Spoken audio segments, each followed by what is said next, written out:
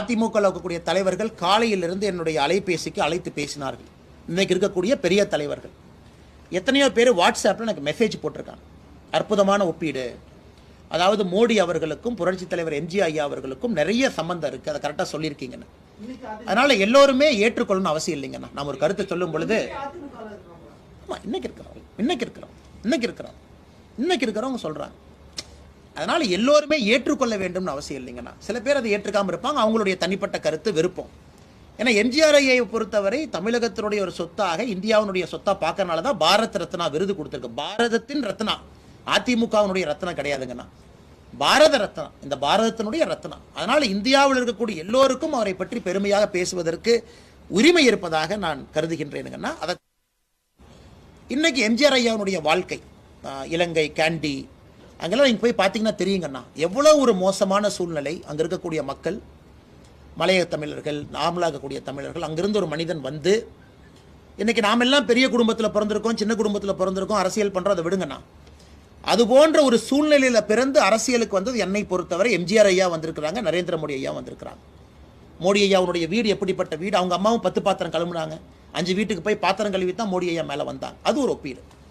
இரண்டாவதுங்கன்னா, எம்ஜிஆர் அவர்களை பொறுத்தவரை ஒரு சினிமா துறையினுடைய புகழினுடைய உச்சத்திலிருந்து வந்து மக்கள் துறைக்கு வர்றாங்க. நிறைய நம்ம பேசிட்டே போலாங்க, ஒரு புத்தகமே எழுதலாம். அதன் பிறகு முழுவதும் தன்னுடைய கடைசி வாழ்நாள் வரை ஒரு காணி நிலங்கூட அவர் வாங்கல. பாருங்க எவ்வளோ ஆச்சரியம் பாருங்க, வரும்போதே உச்சம். அதன் பிறகு சொந்தமாக ஒரு சொத்து கூட வாங்கிக்கல, அவருடைய பணத்தை மட்டும்தான் ஒரு இதுலையும் செலவு பண்ணிட்டு போறார். மோடி ஐயா அதே தான். குஜராத்திலிருந்து வெளியே வரும் பொழுது அக்கௌண்ட்டில் எவ்வளோ பணம் இருந்துச்சோ மொத்தமாக அங்கே இருக்கக்கூடிய போலீஸ்க்கு கொடுத்துட்டு இங்கே வந்துட்டாங்க. இங்கேயும் கூட அவருக்குன்னு தனிப்பட்ட முறையில் ஒரு லேண்டோ தனிப்பட்ட முறையில் ஒரு சொத்தோ கிடையாது. அதனால் ஒப்பீடு சொல்லிகிட்டே போகலாம். அரசியலில் குற்றம் சாட்டுவதற்காக சொல்கிறாங்க, அவங்க கருத்து தான், நான் விமர்சிக்க விரும்பலைங்கண்ணா.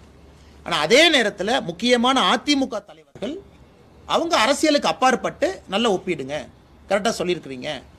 பாரத் ரத்னா புரட்சி தலைவர் எம்ஜிஆர் ஐயா அவர்களுக்கு 100 ரூபாய் கமமரேட்டிவ் காயின் விட்டது யாருங்கன்னா, நரேந்திர மோடி ஐயா. அதே போல் நம்முடைய சென்னை சென்ட்ரல் ரயில்வே ஸ்டேஷனில் அவர்களுக்கு அனுமதி கொடுத்து நம்முடைய ரயில்வே அமைச்சரகம் வந்து ஆளுயர எம்ஜிஆர் ஐயா அவர்களுக்கு ஆளுயர ஸ்டாச்சு வச்சு கௌரவப்படுத்தினது யாருங்கன்னா, நிறைய சொல்லிகிட்டே போகலாங்கன்னா. அதனால் அரசியலுக்குள்ளே போக விரும்பல. நான் சொல்வது ஒரு புகழாரம் சூட்டி இருக்கின்றோம், அதை மோடி ஐயாவோட கம்பேர் பண்ணுறோம். அதனால தான் மோடி ஐயாவுக்கு குவைத்தில் ஹையஸ்ட் ஆனர் கொடுக்குறாங்க.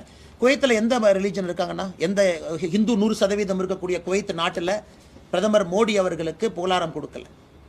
நான் ஹிந்துஸ் இருக்கிற நாட்டில் ஹையஸ்ட் ஆனர் கொடுக்குறாங்க. எல்லா முஸ்லீம் கண்ட்ரியில், ஹையஸ்ட் முஸ்லீம் கண்ட்ரியில் மோடி ஐயா ஆனர் கொடுக்குறாங்க. ஸோ உலகத்தில் இருக்கக்கூடிய அண்ணா, இன்னைக்கு நாம் சொல்கிறோங்கண்ணா, நாங்கள் வந்து இஸ்லாமிய காவலர்னு சொல்லலாம். இஸ்லாமியர்களுடைய காவலர்களாக இருப்பது சவுதி அரேபியா. ஒரு காலம்